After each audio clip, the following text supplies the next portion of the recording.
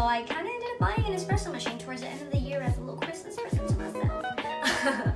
And honestly, I've been loving it ever since. And I figured something every day of my life this year so far has been making myself a nice cup of coffee on this very lovely machine. So I figured why not make a little quick video on it. So yeah, without further ado, let's do this. This is actually the Nespresso VertuoPlus line. I believe it's the newest model that they have out. This beautiful, beautiful machine here has the capability of making espressos as well as coffee. And the box, or the machine, came with some samples, which I of course have already finished, except for like this one. So it's able to make what is called an alto, which is a 14-ounce coffee, which is the one I actually haven't been able to use because I love coffee and all, but that's a lot of coffee. Coffee, which is 7-ounce Gran Lungo.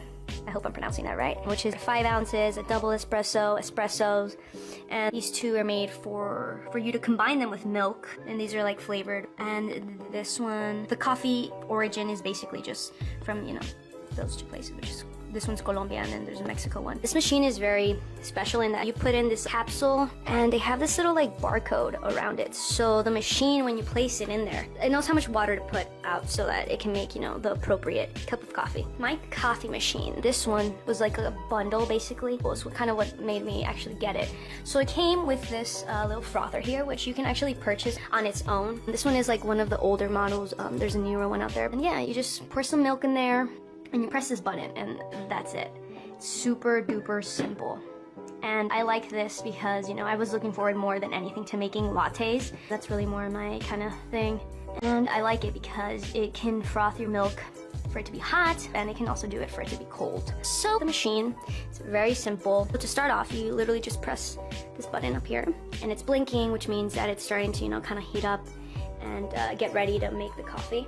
So now the light is no longer blinking, it's stable, which means the machine is ready to go. And then I'm gonna make an espresso, this is my favorite one, to kind of show off how that works. And so you just press that button, kind of lift it up gently, and it opens by itself. You place it in there, you press this button again, and that sound means it's just like there's like some needles or something, I think probably similar to the Keurig, if you're familiar with it, that like punctures it. And then you just press this button, and that's it. So I have this nice little mug here that I love making my lattes in because it looks so fancy. It makes me feel like I'm at a coffee shop. And wow, you guys, if you guys could smell the smell, I love it. I love it. The thing that really put me on getting this machine as opposed to a Keurig is that their coffee is just like the quality of it is amazing.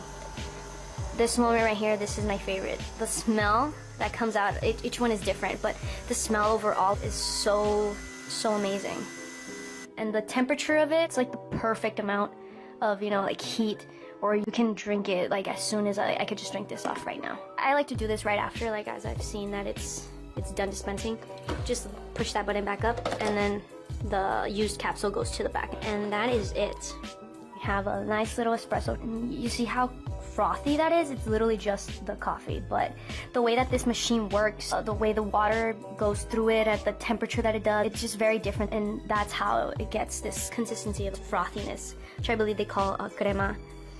It's perfect. I could drink this right here, right now, like just by itself. What I love from the very first cup of coffee that I made with the Nespresso machine was that the coffee isn't bitter. Like, if you could totally drink it just by itself.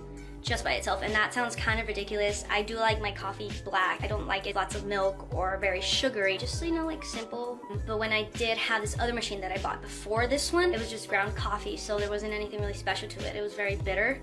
This one right here, this is just the espresso that I just made, and I'm gonna do something else with it just to show off, like, because I will drink just like that by itself, but I also, you know, I'm gonna make a latte to show you, but I think it's fabulous. So with that being said though, my go-to every morning, almost every morning, because I don't want to get too crazy with it, you know, that's a lot of coffee like every day, and yeah, my mom's kind of been controlling me with that, so thank you, Mom. I do make a latte, so I do add milk. I do try to only drink non-dairy. This is my favorite.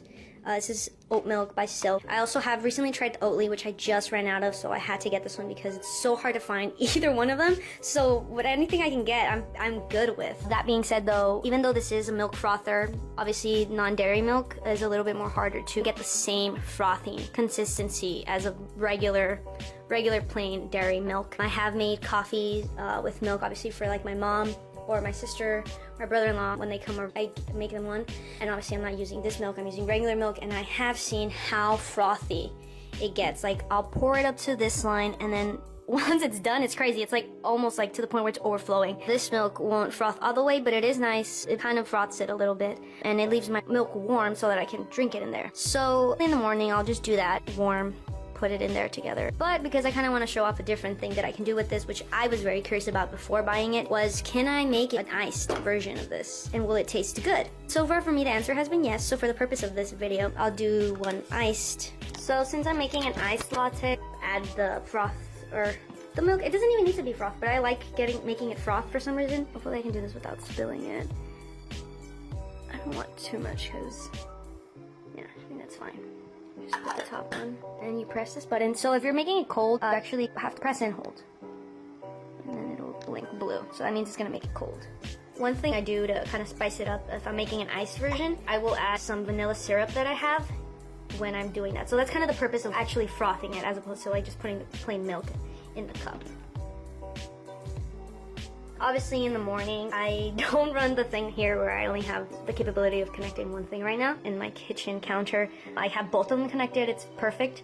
So I'll like be putting some of my lunch bag in my car and all that stuff. Both things will be running simultaneously, and that saves me so much time. So it is done. And I think Starbucks puts the ice last. I poured my milk in there. You see how, I didn't even show, but you see how it was kind of froth, but not too much, just like a little frothiness, but not like cappuccino kind of situation there. And I would just add the, if I was making this like without me showing this on here, I would definitely actually dispense the espresso in the cup, which I shouldn't technically be doing because this cup is for like iced, so not hot. But if I add the milk right after, then it cools it down, so I think it's okay. And then I would just add ice at this point. So I've added some ice, and we do want to save the turtles, so shake it a little bit there. And it's honestly perfect. It's not bitter. Because last year I actually experimented with, like, I bought the Starbucks iced coffee that they sell like at Target that comes in like a bottle, and I would mix it with the same oat milk that I'm using right here, and it would just taste so bitter and so awful. This is like perfect. It's smooth.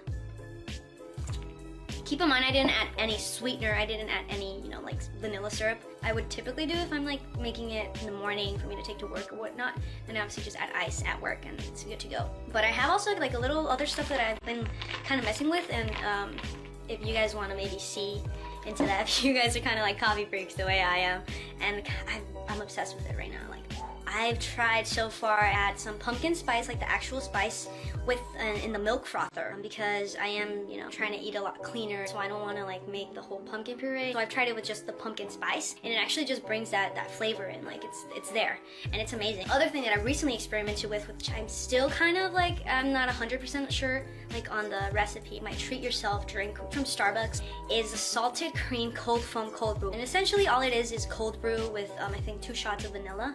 I usually don't get it with that. I usually just do the cold brew, and then the cold foam is what's like really like the part that makes the drink basically. I believe is just like sweet cream plus milk, and then they add a little bit of salt. And I tried that last week. The way it came together, like with the coffee that I tried, which was the Melozio, in case you were wondering, that one's very strong. Makes me think very much of like the cold brew, and it just paired so well, and I loved it. So I'm still experimenting. I love, you know, kind of figuring all that stuff out.